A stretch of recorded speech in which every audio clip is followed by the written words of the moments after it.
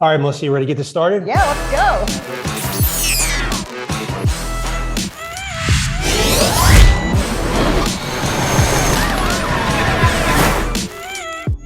Thanks everybody for joining us today. We're really excited about having you all here today. AC is going through this side right here and completely around to the DC. We're going to go through our 5 top recommendations. When they actually have the power supply up there, and it could be several years, it could also be a few months.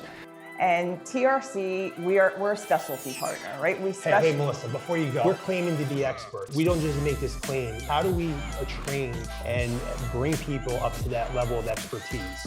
Okay, that's a great question. And when they incorporated the liquid-cooled power supplies into their system, they didn't need to buy a new chiller. They didn't need to do any innovative design on their end.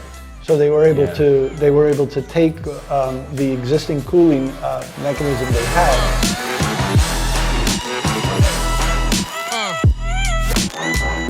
All right, good morning, everybody. Welcome to this month's edition of the TRC Power Show Live. So here's the deal, guys.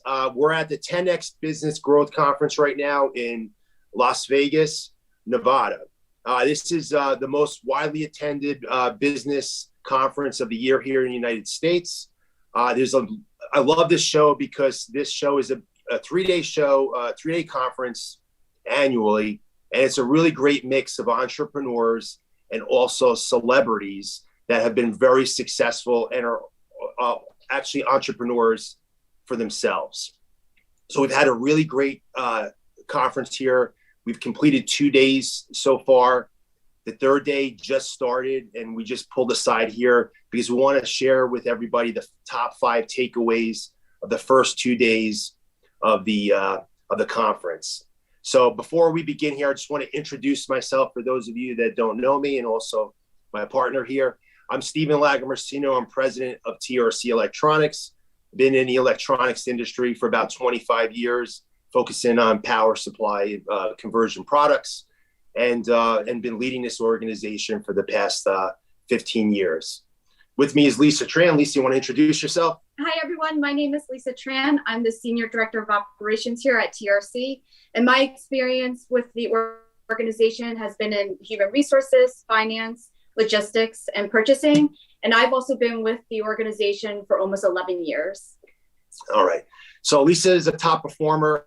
I bring the top performers with me in the organization to this conference each year, and we've worked together here. We're going to share with you the top 5 takeaways that we've had so far. But Lisa, before we begin, what do you think of the conference so far? Amazing. Yeah. Every year that we've attended blows me away. The learning that we gain from these conferences, there's nothing that beats the annual growth conference that we attend. So this is your 4th year that you've come in a row, right? 4th year, yep, and every year it gets better and better. All right, awesome.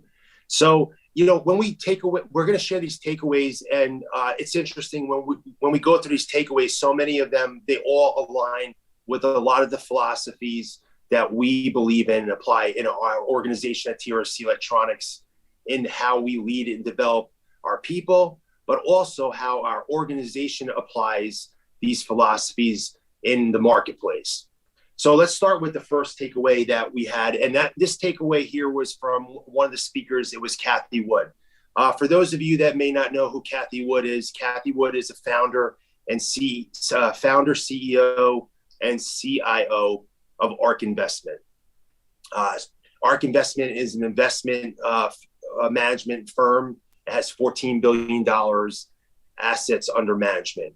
So why don't you start off with that first takeaway that we got from her? Yeah, so the first takeaway that we got from Kathy is invest in how the world is going to work, not how it has worked. And Kathy comes with a wealth of knowledge in her industry and what she predicts is going to happen in the future, especially in the electronics industry, which we're in. And it's all about innovating technology for the future. And then some of the highlights that she talked about when she was on stage was the cost of AI is dropping 70% every year. Cost of robotics is dropping 50% each year. The cost of batteries dropping 25% each year. And something that she also touched on as well, which we're we're all experiencing right now is labor shortages. Amazon is an example that she spoke about. Amazon employs 1.5 million people, and they also have 500,000 robots working in their warehouses. And that's still not filling the labor shortage that they're seeing in the market. And if technology continues to advance and innovate, those labor shortages that we're experiencing are going to be filled with robotics. Yeah, so what's interesting, their investment strategy is aligned with a lot of what we do in our organization about where we look to serve markets, and also what the clients that we serve and the industries that we serve and their strategies. So when you're in technology, we're serving the electronics manufacturing industry. This is a technology industry. And when you're thinking about technology, technology is innovations, right? And when you think about innovations, you want to be looking at what we're going to need in the future, not what we've done in the past. So she's looking at how the world is going to work, not how it has worked. And there's some things that we can predict. When she looks at, well, where are we going to be able to implement certain technologies? Some of the roadblocks of some technologies is there's cost roadblocks because it's just not cost efficient. And that's why electric vehicles haven't taken off as faster than they have. The cost of batteries, that's the main cost for electric vehicles right now. So when they start seeing the trends where the cost of batteries is dropping 25% per year, she knows that the cost of an electric vehicle is going to eventually be less than the cost of a combustion engine vehicle. So she can predict that into the future. Now, we're working with so many organizations in the robotics industry. And when you see that cost of robotics is dropping 75% per year, and robotics typically is going to replace labor, and labor is increasing each year. So there comes a point where the cost of robotics meets the cost of labor, or goes below the cost of labor and becomes more efficient. So you're going to see robotics completely explode in this country because we have a labor shortage. The cost of labor is increasing. Cost of robotics is tremendously decreasing. So you're going to see tremendous opportunity. So we know that we have clients that are seeing this also, and they're designing products to address that. But we are also aware of this. And when we're looking who do we want to market to? Who do we want to find? Who do we need to be helping our power supply manufacturers design power supply solutions for? What industries are going to be increasing and having new types of demands and requirements? Well, there you have it. It's an example of that would be robotics. So I thought Kathy was really incredible, and she's a really brilliant woman. Yes. She had so many takeaways from her, but I think the biggest takeaway that really resonated with us in our industry, what we do in our business, and even more over what our clients are doing for them to develop technology that's going to innovate this world. I thought she really hit it really well. Absolutely. Yeah. Very brilliant individual. We have a question. Oh, you have a question. Let's go. Do we know why the cost has been dropping for robotics and batteries? Is it due to large demand? Right. That's a great question. So I don't know the answer completely, but I'm going to take some educated guess based on my experience and my wisdom. So what you're innovating the designs. So we can look at power supplies, and cost of power supplies traditionally have decreased over time. And what is the main reason? One could be decreasing component count, more efficient designs, the type of components and materials that are being used, that cost is decreasing. So you're improving the designs and making the designs more cost efficient. So I would say that if you were to summarize why that is, it's because you're improving the cost efficiency of the designs. And that's a combination of how many components you're using, or you're driving down the cost of the components because maybe now the usage of those components of volume is increasing. So that would be how I would answer that question. And I love that question. Great question. Okay, so let's go. And hey guys, if you have any questions, type them in a chat. We love to hear them. Yeah, and we also could bring them. bring them. We can just type them in chat and we'll get you those questions answered. Normally we bring you on live, but our setup right here is going to be a little bit more difficult because we're just, we're pulled aside off this conference here. All right, so takeaway number 2. Let's talk about Dana White. So Dana White, for those that may or may not know Dana White, he's best known for being the president of the UFC, which is Ultimate Fighting Championships. That's what he's best known for, but he's a serial entrepreneur. He's investing in so much. He's got so many different opportunities that he's working on and different type of investments that he's making. Really amazing guy. I mean, tell it the way it is, and a real fighter, no pun intended. Yeah. You want to share the biggest takeaway that we got from somebody like Dana, who's in a space where it could be a little bit controversial at times, but he's filling a need that's in the industry, that's there. People are looking for that type of entertainment, and it's a little controversial. Yeah. So our takeaway from Dana White was embrace the haters. So when Dana was on stage, he talked about the different business ventures that he's currently in and looking to do in the future. As Stephen mentioned, he's a very popular out in the media personality. So with that, you're going to get a lot of haters. We see that on social media a lot. And for him, that fuels him when he sees those negativity, those negative comments coming in every time he makes a post, and getting all the feeds from Twitter, Instagram, Facebook. Those comments fuel the fire in him. And that's what we all need to do as individuals and also in business. The bigger you get, the bigger target you're going to have on your back. And that's what you want to leverage and use to fuel you moving forward. Yeah, and I love, especially in marketing, because we all market on, we all should be marketing on social media. If you're not, you should be. But we all market on social media. And, you've got these people on social media that they're going to have nothing better to do but just look around for something they don't like and make a stupid comment. And, it's really silly. But the irony, and we actually learned this from a couple of people, actually, even Megyn Kelly talked about a little bit. Yes. That when you make a post on social media and somebody is going to put a negative comment, never block them, because they actually help your engagement. Actually engage with them a little bit, because the irony is, he says, people that are going to be negative in this world have nothing better to do than to be a hater and hate on someone else, what they're doing. You know what? They're actually going to help you, because the more engagement you get, the algorithm, all of a sudden Instagram sees, wow, we got some activity. So get it going a little bit, like their hate, reply back to it, because that's going to create more activity. And then all of a sudden Instagram sees, oh, wow, something's going on here. They're going to push you up in the feed. So I thought that was really good. And he's like, I think that you just don't take it personal. What's his name? Another speaker we had was Stephen A. Smith, and he talked about getting business educated so that you don't make things personal.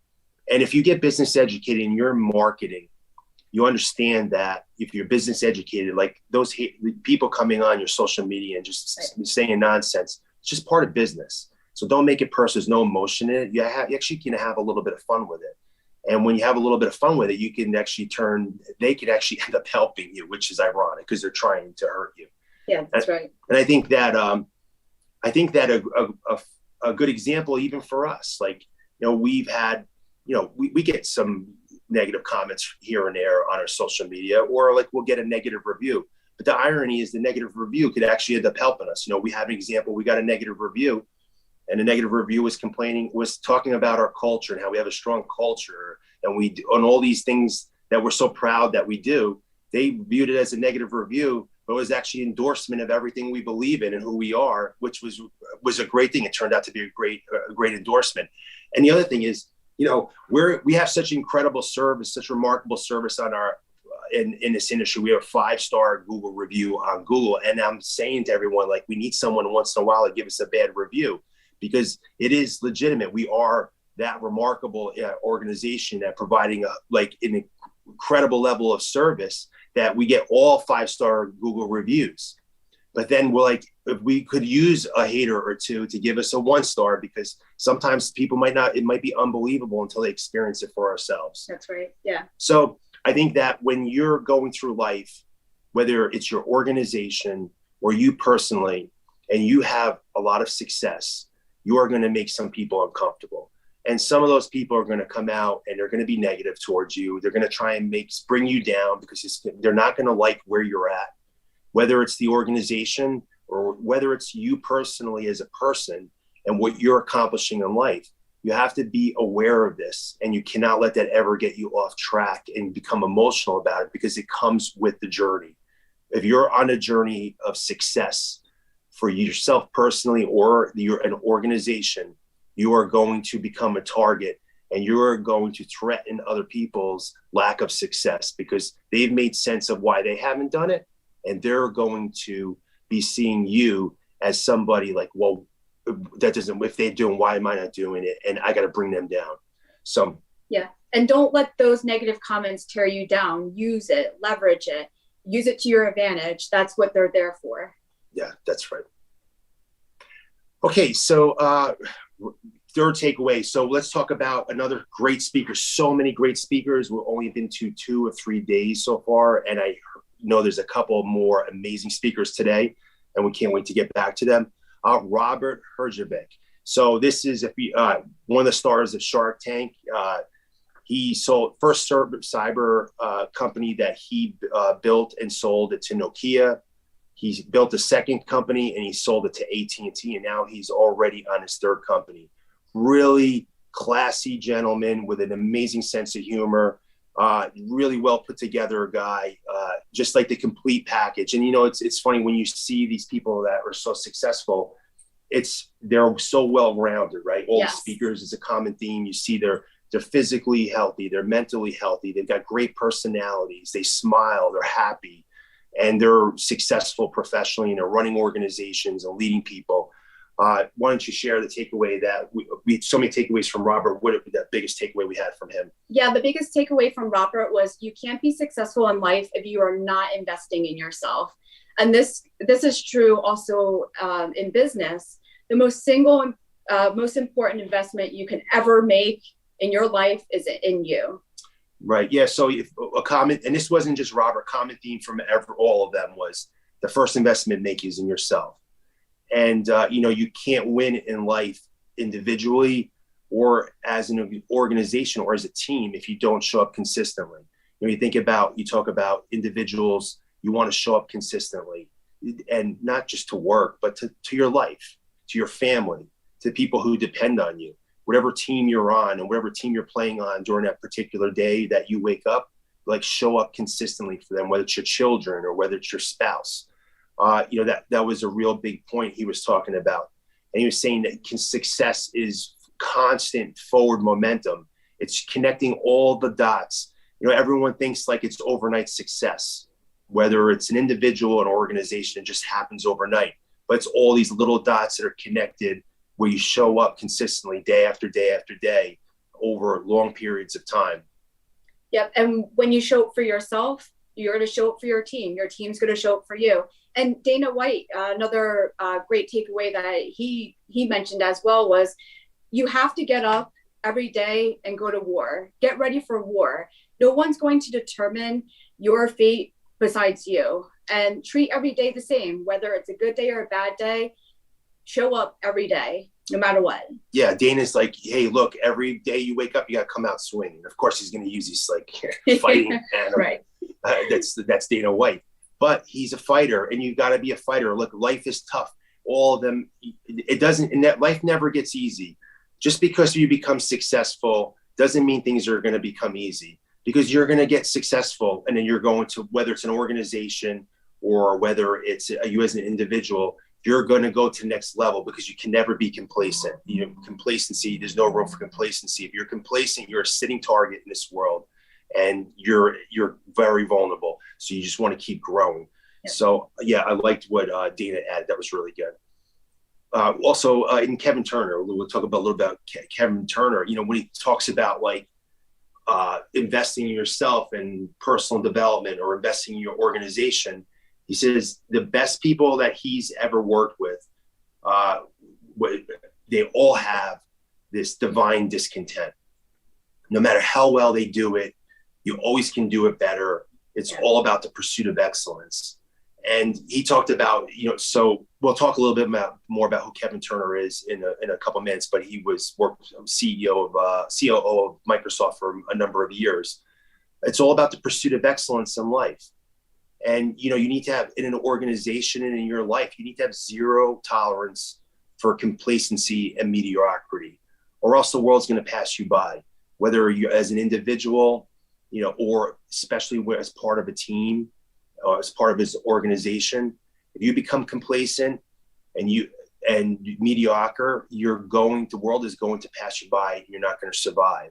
So you want to, and this is something that we strive to do here in our organization, and it's reflected on our success and the level of service that we provide to our clients and all the testimonials that they provide us, is that when you build a team, that you build a team that wants to be part of excellence. Yeah. Not a team that just wants to come and do a job and go home and forget about it. You want a team that wants to make an impact and be part of excellence, be part and proud of something that's excellent. It's a high quality, high level of standard. You want to be around people that want to learn and grow. And I love what, when it talks about development, Kevin said growth is oxygen. Because if you're not growing, that's his oxygen, growth. That's what keeps him going. So he's like 65, 70 years old, 65, I think about. And he's still every day grow, like constant growth and development. You just never stop. As soon as you stop growing, you're either growing or you're dying. Yeah. And then every little wealth of knowledge you get, that's an improvement in your life. Always keep learning, because that's how you're going to develop yourself. And you always want to align yourself with people that are going to elevate you, not hold you back. And I believe it was him that shared a story about when he was making no money. This was before, all the success that he had.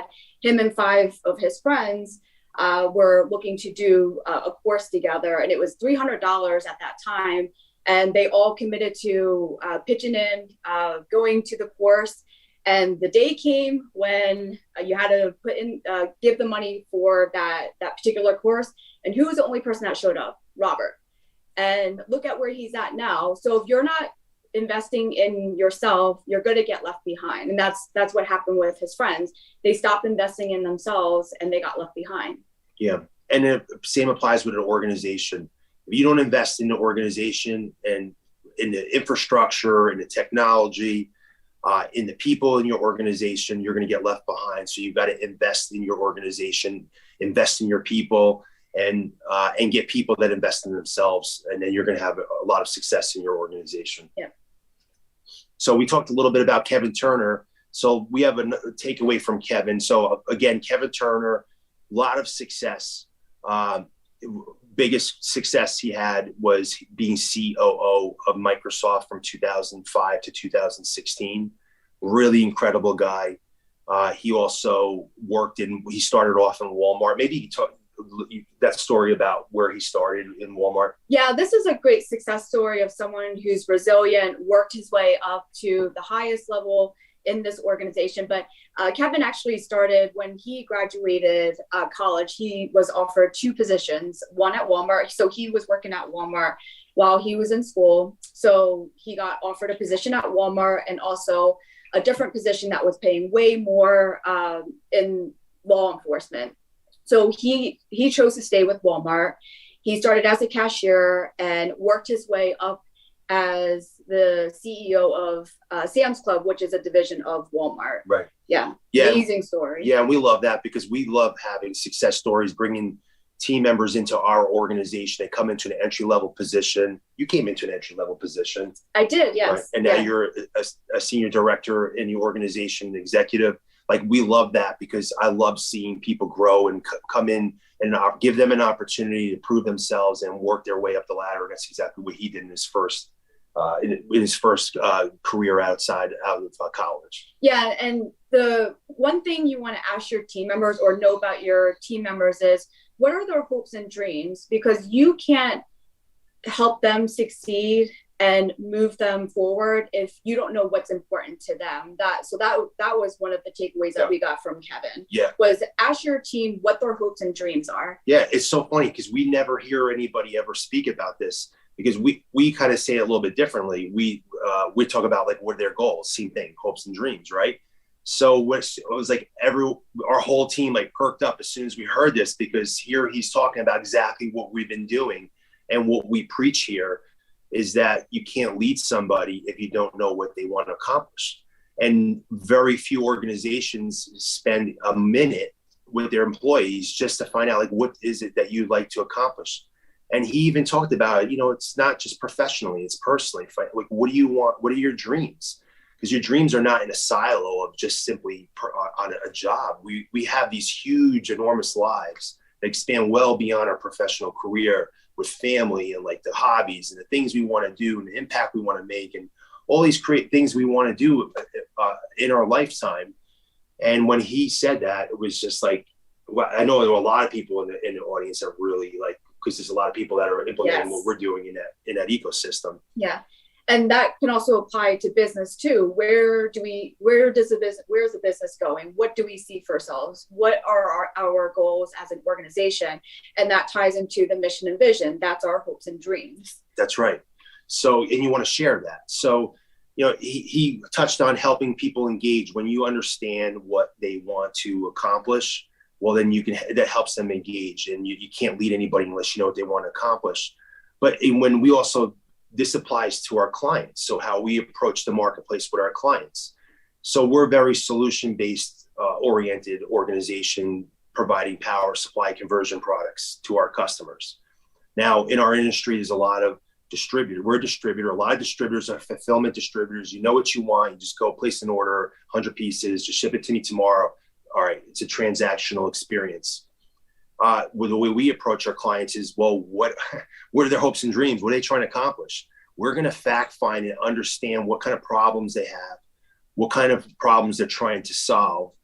They're looking for a product. What would they like that product to accomplish? And we go through we have a methodical systems to make sure that time after time, we consistently find the right solution for this set of circumstances and obstacles and problems that you're trying to solve.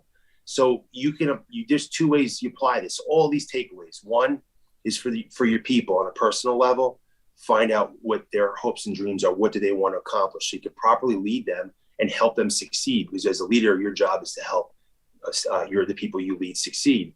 And secondly, as an organization, when you're serving your clients, find out what their hopes and dreams are. What are they're looking and considering your product or service.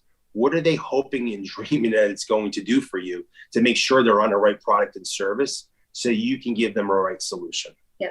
And it's always important to ask those right questions, because you never want to assume. Don't leave anything up for interpretation. That's what we do at TRC. That's why we ask our clients the questions that we ask, because we want to make sure that we understand what their hopes and dreams are so that we can help them. Yeah, that's right. So you can assume the customer calls in, a client calls in and says, I want to use this part. You can assume that they understand everything about that particular product, and that it is going to exactly fit all their needs of their problem that they're trying to solve. Or you can just verify in a minute conversation, hey, let's just make sure that you're on the right product. I got a couple questions for you. Just tell me about what you're hoping this problem is going to solve. And you walk them through that, and then all of a sudden you're on a different product. So I think that's really good. And especially when you're leading people, you never assume. Mm-hmm. Like, don't assume anything. Like, ask, pull questions from people that you lead, or even when you're communicating with one another, don't make assumptions, because how many times has something gone wrong and somebody stands up and says, well, I assumed X, Y, and Z. Well, all we got to do is communicate with one another. Just don't leave anything up for interpretation. Yeah. And similar to investing in yourself, invest that extra time to understand and get that clarity from your clients, your team members, because that really does go a long way. Yeah, that's great. So our fifth takeaway, we talk about a guy with swag. I mean, this guy walked out like super confident. I couldn't even believe it. This guy, I don't know how he does this, but Stephen A. Smith. So Stephen A. Smith is an ESPN sports broadcaster, one of the most successful sports broadcasters, one of the, maybe, if not the strongest, one of the strongest personalities of sports broadcasters. Just tells you the way it is. I mean, he truly is unfiltered and is so confident And which is something to really admire, because a lot of people struggle with building confidence. How do I get so confident? This guy just has it all. Yeah, he definitely does. Yeah, so our fifth takeaway is from Stephen A. Smith, and I had a good laugh at this because I know this is so true, not only with bosses, but also in an organization. But no boss wants to listen to a complainer. So when you're coming with a problem, always have solutions with you, because if you're coming with a problem, you're not providing solutions to help with that problem that you're providing. And in our organization, what we do is we try to develop thinkers. Right. And to do that is, okay, if a team member is having a challenge or a problem, the thing that we look for is, what solutions have you come up with? What do you propose? And then we have a conversation about it. And again, similar to an organization, just think of your boss being a customer, and you have a problem, you bring a solution to the customer. And that's what we do as well at TRC. When a customer's coming to us, they're giving us, a breakdown of a project that they have going on where they're being challenged. What we do at TRC is, again, we make that investment. We ask them additional questions. Again, what are the hopes and dreams? And we also provide them with a solution. Yeah, I think that this is great, because it's all about teaching people how to think and not what to think. So if someone just brings a boss, we don't like the word boss. He used the word boss, but you bring your leader, your manager, your boss, a problem, you're not bringing them a solution. You're just looking for, that person's just going to tell you what to think, as opposed to teaching you how to think. And teaching some people how to think, which we don't do enough of in this society, is, okay, you found a problem, and all right, walk through like what the possible solutions are, come with a few of them. And then even if those solutions are potentially wrong, well, let's go through the thought process, how you got there. Because that thought process is where the training can happen, not on what to think. Like, okay, let's see what your thinking is, because we want to train you how to become a problem solver, not a problem like declarer and flop it on somebody's desk. Yeah, that's right. And good. Oh, and yeah, and when we're giving the solutions to a problem that's coming to us, we're limiting those team members in their thinking potential. Put it back on the team member. Have them come to you with what they think the solution would be. And it's okay if it's not the right one, but the important thing is that they're thinking it through. They're taking the initiative to come up with a solution, and that's the intention of the exercise, is really just getting your team to think. Yeah, and that's right. And because it's a great point, because sometimes it's tempting for a leader to just solve the problem real quick because it's convenient, get it over with, but that's being selfish. You want to give the individual an opportunity to become a problem solver. And if never going to be, no one's great at, someone said this, I forget which speaker, no one's great at anything when they first start something. So it's okay, but you're going to work at it, and all of a sudden you're become a problem solver, some people faster than others. Mm-hmm. You have a question? We do. All right. So this is a question from Slim. Okay. Hey, Slim. He's asking, how do you find your place in the power supply market when most people are looking for a low-cost power supply solution? Your company provides high quality but relatively high cost power solutions. Right. So low cost is relative.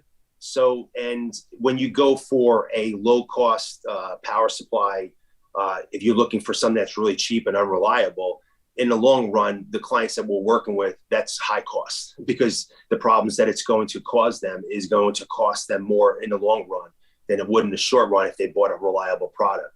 Mm-hmm. So I would say that, in terms of the products that we're offering the marketplace, we have different, we have low price point, mid price point, high price point products, whether it's a 1-year warranty up to a several year warranty. So we hit all the price points, but we're never going to bring something to our clients that we don't feel highly confident about the quality, because in the end, we're going to be setting up our clients for failure if we're not giving them, providing them solutions that we feel confident are going to work over the long period of time.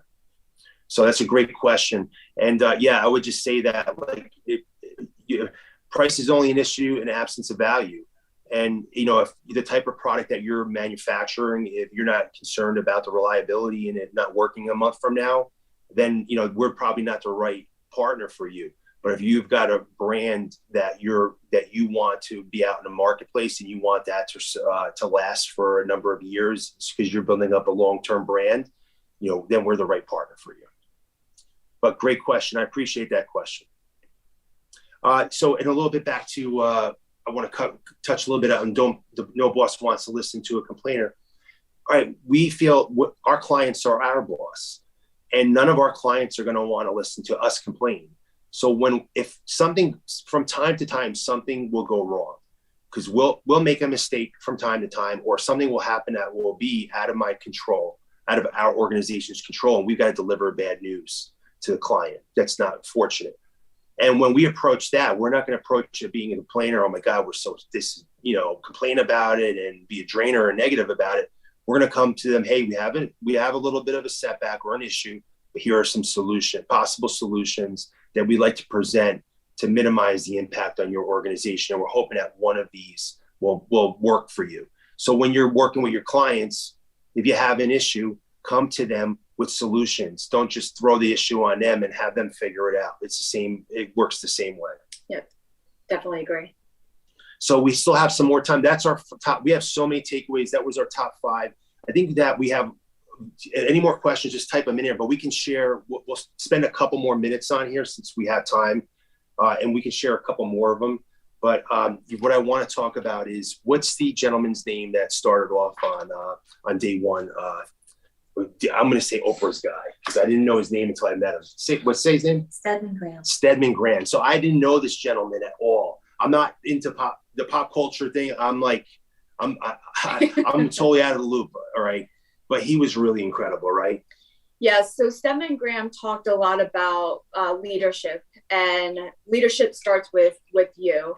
And that resonated a lot with me. And also I know for the organization, because we often talk about leading yourself, and you have to be able to lead yourself to be able to lead other people. And he had a lot of great takeaways and a lot to comment on leadership. And, you know, he has a book out on leadership. So he was great. And I really liked all of the information that he gave, because, you know, every day we go through this with developing leaders in our organization, coaching and teaching our team members to be the best versions of themselves and be an example to others in the organization. Yeah, he was incredible. Like I'm looking at my notes here right now. First of all, I brought a notepad, but I filled it up in 2 days already. I didn't buy a big enough notepad. But he wrote a book, Identity Leadership. And one of the quotes that Stedman had, he says, "You cannot change your circumstances until you change yourself first." And I think that's so important, because everybody thinks that they're a victim of circumstances. But really, you know, you've got to look in the mirror and you've got to work on yourself to change any of your circumstances. So work on changing yourself before you change your circumstances.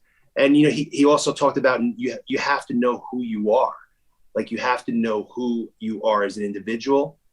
And you need to go through that self-discovery journey to figure that out. And also, as an organization, you need to know who you are in the marketplace. What's your identity? Do you understand what's your value add proposition? What differentiates you as an organization in your marketplace compared to the people that are in your market and that you're competing with? Yeah, and I also want to add to that, in knowing who you are, you also know your purpose. And that goes as an individual and also as an organization. When you know your purpose, there's intention in everything that you do, and you can't change your circumstances in your life without knowing who you are and what your purpose is. Yeah. And then he said that when you don't know who you are, the world will define you and tell you who you are. And he says, if you leave it up to others, they will always define you as less than them. That's true. Yes. Right. So 2 things, as an individual, this is so important, right? But also as an organization, when you're marketing and branding your organization, you need to be defining who you are. Otherwise, the marketplace is going to define it for you, and they are always going to define it less than them. So you've got to understand who you are. He also talked about leadership is everything. We say this is something we talk about in our organization. Leadership is everything. I spend so much time investing in my own leadership and my leadership team. Leadership is everything. He talked about having a fixed mindset versus not having a fixed mindset, having a growth mindset, and be a lifelong learner. Same thing as other speakers talk about, consistently improve all of the time, constantly be working to improve. And you don't have to improve. You don't have to make leaps and bounds every day. It's just every little granular difference, day after day after day. And something else that he mentioned that I absolutely loved was the value you give yourself is directly related to the value other people give you. So then that also ties into your mindset. So when you're thinking negatively or having doubts about yourself, that's what you're putting out into the world. And that's how people are going to view you. They're going to view you with low value. So you always want to be elevating yourself. Surround yourself with people that are aligned with your goals, that are going to get you to the next level. I can't name anyone that wants to be around people that are constantly bringing them down, putting a cap on what they can do in life. No one wants that, because then you're not living your full potential. So always be giving yourself more value, because the more value you give to yourself, that's how people are going to see you. Yeah, he calls that his success circle. Yes. He says, build and own a culture for success, but have a success circle. Yeah, so that was really great. And he also talked about, people talk about circumstances. He says everybody in this world is equal because we all have 24 hours a day. It's just what we choose to do with our time. And I thought that was really powerful coming from that man. And I know, like, for me, I'm very intentional about my time. Like, sometimes I'm all of a sudden like, oh, wow, I just wasted time doing nothing. That was so silly. Like, and I should have been with my kids for that hour instead of goofing off over here when I was home. That was just a total waste. Or it's professionally, I'm making sure I'm working efficiently and focused. I'm not like goofing around and all of a sudden working inefficiently. I'm on top of things, because I know we all have that small amount of time each day, and it's what we can make the most out of it. And we all have a limited amount of days in our lifetime. Right. Yeah. It really comes down to how smart are you being with that time. Right. And then we'll just wrap up one more takeaway from him. He said, pilot the seasons of change.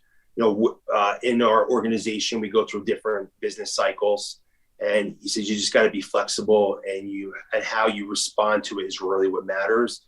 And that can apply to in the marketplace and businesses, but also to our personal lives. Like, because life is challenging, and you're going to get like Dana White says, you're going to get kicked in the face. We talk about this within our organization all the time. Yeah. You're going to get smashed in the face in life, and there's just no way around it.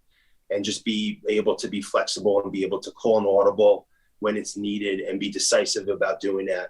I thought that was really awesome as well. Yeah, and success is not easy. It's not easy for anyone. And all of these speakers over the past 2 days, they've gone through some type of adversity to get to where they're at. But the one thing that was common between all of them was they showed up every day. They pushed through that adversity and invested in themselves and got to where they're at now. But you got to pay the price up front to get the reward later. Yeah, he said commitment is doing rather than saying, day after day. So one of our core values, right? And so it's not saying I'm going to do something, it's actually doing it day after day. That's commitment. Yeah. And so if you want to be committed to a great life, you can have a great life. If you don't want to be committed to a great life, you won't. Okay, you got another question? That's right. Stephen, what's your biggest takeaway from your conversation on stage with Brandon Dawson? My biggest takeaway with that is, that's just from my personal experience. So when I first started speaking, I was terrified to go. I'll be totally honest with you guys. If I spoke in front of one person, I would have a panic attack. And my biggest takeaway now is that, like, I'll go up on a stage in front of thousands of people and own it, because I built that confidence by doing something I was scared of. And these speakers talked about it, like go towards the danger.